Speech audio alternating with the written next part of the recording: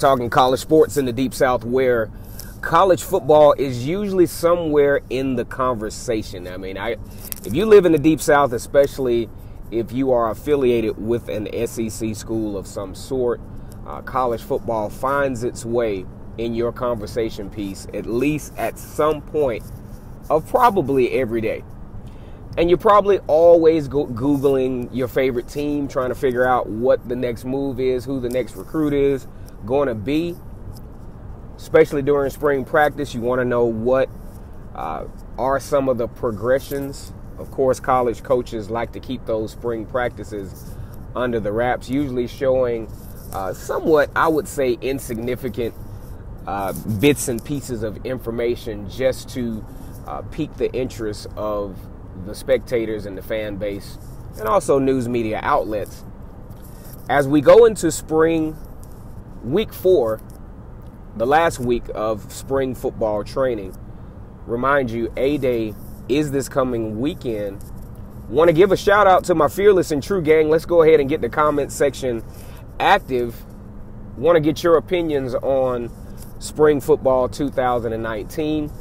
A-Day is this coming Saturday at 3 o'clock. If you can't make the game, I'm sure that game will be televised on SEC Network. Once again, as K-Stu the GOAT for Vernon Speaks Sports, we're talking about the running backs today. And, you know, there's a lot of speculation as to who will probably get the most touches. When you look at it, Auburn has a very serviceable option when it comes to the running back position. You're talking Boobie Whitlow, Jartavius Whitlow out of Lafayette, Alabama. One thing I like about Boobie is that he doesn't give up on the play, sometimes to a fault, though. You know, he's very, very agile, especially for a big guy. If you think about it, he played quarterback in high school, setting records at the 2A Lafayette High School. But there's a big transition, obviously, between, the high school level and college. As a matter of fact, I was shocked at his recruitment. It looked like everything, all indications, had him headed to Tulane, but he wound up as a last-second recruit. Chip Lindsey actually thought that he would fit very well in his scheme of offense, and it turns out that has been the case. Now, he's going to have to change the pace because Gus Malzahn does like to go a little tempo, and he does like to have the running back very active in that run-pass option.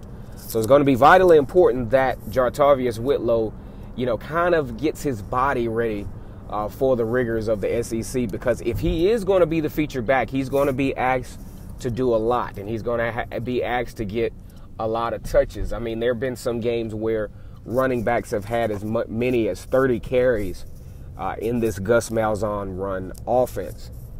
Also, it's been a while since Auburn has not had a 1,000-yard rusher. Boobie Whitlow actually came close last year with 777 yards. I'd venture to say is if not for injury at certain points of the season, then Jartavius Whitlow would have been that 1,000-yard rusher. I don't think there's a chance that Auburn doesn't have that 1,000-yard rusher this year, especially when you think about all of the options that will be available. You're talking Sean Shivers. I really like Cam Martin as well. I think during his tenure at Auburn, I'm not sure if he has been utilized to the maximum degree. I think he has a skill set that's just not being tested as much as I would like to see. As a matter of fact, back in 2017, I really would have loved to have known what that game might have been like, considering Kerryon Johnson's injury, the extent of his injury. I would have known what that game would have looked like if the coaching staff would have just taken a chance and trusted Cam Martin in that particular ball game. Okay. One thing that and this is what it appears from the outside looking in, I just am not a big fan of the, if what doesn't work or if what has been working is not available, then we're willing to surrender the game versus trying other options. I think that's where Gus Malzahn's coaching development has to have been advanced over the years is you just got to try something else. You got to try something else. Give yourself a reasonable chance to win the ball game. Don't just throw it away because what has been successful is now not available. That's where your coaching diversity comes in, okay? So we also look at, this coming fall. I mean, actually already on campus is DJ Williams, who was a late bloomer in the recruiting world.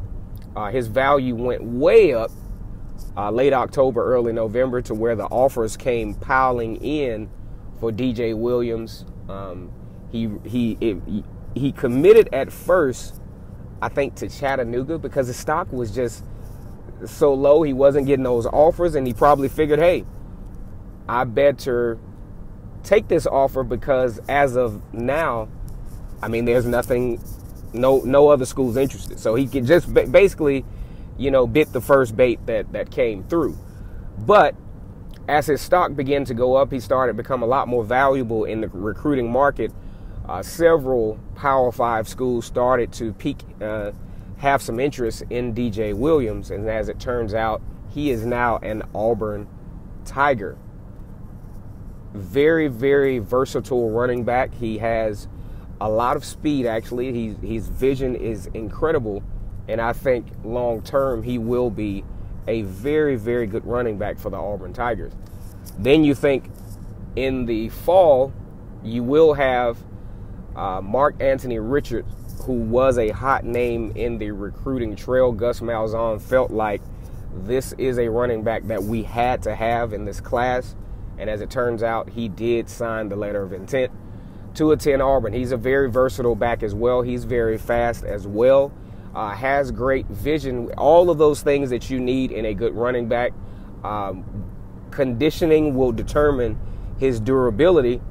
I think he can be a very, very viable option to this running back by committee that could be forming at Auburn University. And also, you can't forget Malik Miller as well, who was very productive. I don't think he will serve a huge role at the running back position, but he did kind of give Auburn some options on the screen pass. He was also very active in the red zone, had several touchdowns in the red zone during the course of last season. We're not necessarily counting him out, but giving all of the speed and versatility that come from the guys that I mentioned before, I'm just not too sure where Malik Miller fits in as far as playing that lead role as a running back. So when we look, headed into the spring game, of course, some guys are going to get touches. Guys are going to have the opportunity, to really show the coaches, their ability to make good decisions, their ability to protect the football. As a matter of fact, Jartarvius Whitlow, I'm pretty sure Carnell Williams, the now running backs coach, he doesn't have experience on the collegiate level, but he does bring tangible experience to the table as he's one of the best running backs in Auburn history. Also had a fairly decent NFL career, was the NFL Rookie of the Year. Had a very, very good career there. Then translating over to the coaching ranks, now the running backs coach at his alma mater, where he planted his seed as a running back and also can lend that experience over to the running backs that he has now. So when you think about Jartarvius Whitlow, you definitely want to think about ball protection. That's something that was a concern, and it actually proved to be costly on several occasions. You look at just inches away from that touchdown against Mississippi State overturned. That call was very questionable. However, you just don't even want to be in that position. Okay, so ball protection is going to be vital, especially in the game against Oregon, where you don't want to create any type of common denominators or equalizers due to turnovers or penalties. So like I said before, I'm leaning towards Jartarvius Whitlow being the running back that will be chosen. Like, comment, and subscribe to the channel. Let me know what you think about this particular video, and we will have some more stuff coming probably later on today. We'll see. War Eagle.